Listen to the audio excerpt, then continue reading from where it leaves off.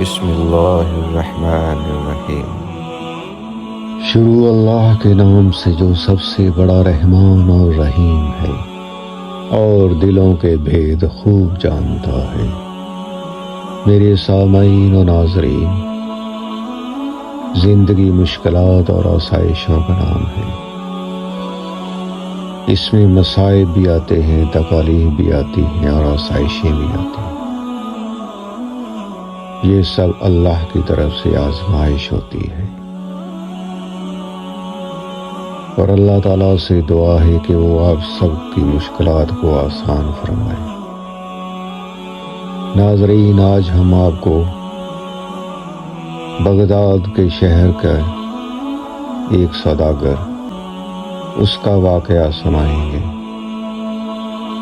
وہ ایک امیر کبیر سوداگر تھا، لیکن وقت کے تھپیڑوں نے اسے اس نہی تک پہنچا دیا کہ وہ روٹی کو بھی ترسنے لگا اور مزدوری کر کے اپنا گزارا کرتا تھا۔ وہ اکثر اپنی پچھلی زندگی کو سوچ کر غم میں مبتلا ہو جاتا۔ ایک رات وہ یہی سوچتے سوچتے سو گیا۔ رات کو اس نے خواب دیکھا کہ ایک بزرگ اس کو خواب میں کہہ رہے ہیں کہ جاؤ، تمہاری قسمت کا ستارہ شہر قاہرہ میں چمک رہا ہے، وہاں جاؤ اور اسے تلاش کرو۔ صبح جب سوداگر بیدار ہوا تو اس کو رات والا خواب یاد آیا اور اس نے قاہرہ جانے کا ارادہ کیا۔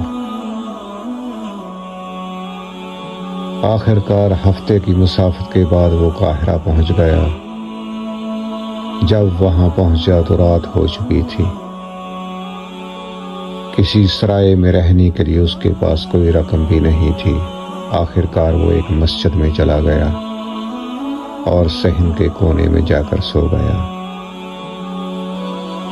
اللہ کا کرنا ایسا ہوا کہ اسی رات مسجد کے ساتھ والے مکان میں چور چوری کی غرض سے آ گئے۔ چوروں کی آہٹ سن کر گھر والے جا گئے اور انہوں نے مدد کے لیے شور مچایا۔ اسی دوران پولیس پہنچ گئی۔ پولیس چور کو ڈھونڈتے ڈھونڈتے مسجد میں گئی اور اس کو سوئے ہوئے پایا اور سوداگر کو گرفتار کر کے لے گئی اور اس کی خوب پٹائی کی۔ 2-3 دن کے بعد داروغہ نے اپنے سپاہیوں کو کہا کہ اس اجنبی چور کو لے کر آؤ۔ جب اس سوداگر کو لے کر وہ داروغہ کے سامنے گئے تو داروغہ نے پوچھا کہ تم وہاں کیا کر رہے تھے؟ تو سوداگر نے ساری کہانی اس کو سنا دی۔ داروغہ یہ کہانی سن کر ہنسنے لگا کہ اے آدمی، تم ایک خواب دیکھ کر اتنی دور پہنچ گئے۔ ایسے تو میں نے کئی بار خواب میں دیکھا ہے کہ شہر بغداد میں فلاں پتھریلی گلی کے آخری مکان پر ایک باغ ہے اور باغ کے اندر ایک فوارہ ہے، اس فوارے کے اندر خزانہ چھپا ہوا ہے، جاؤ کھودو اور خزانہ نکال لو۔ تو کہتا میں تو کبھی نہیں گیا۔ آخرکار داروغہ نے سوداگر کو کرائے کے لیے پیسے دیے اور روانہ کر دیا۔ سوداگر داروغہ کی بات سن کر سب سمجھ چکا تھا۔ وہ جس مکان کی بات کر رہا تھا وہ دراصل سوداگر کا ہی تھا۔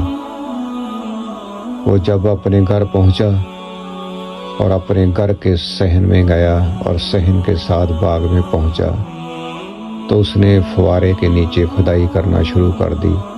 تو تھوڑی ہی کھدائی کے بعد اس کو بہت بڑا خزانہ مل گیا اور اس کی خوشی کی کوئی انتہا نہ رہی، یعنی اس کا خواب پورا ہو گیا۔ اور آخر کار وہ پھر دوبارہ سے امیر کبیر بن گیا۔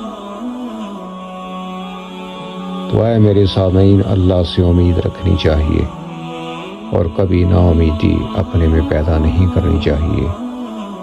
وہ جب چاہے جسے چاہے دیتا ہے اور جسے چاہے واپس لے لیتا ہے، یہ اسی کی مرضی ہے۔ اس لیے اللہ سے دعا ہے کہ وہ ہم سب کی مصیبتوں کو آسان فرمائے اور سب کی بیماریوں کو دور کرے۔ آمین ثم آمین۔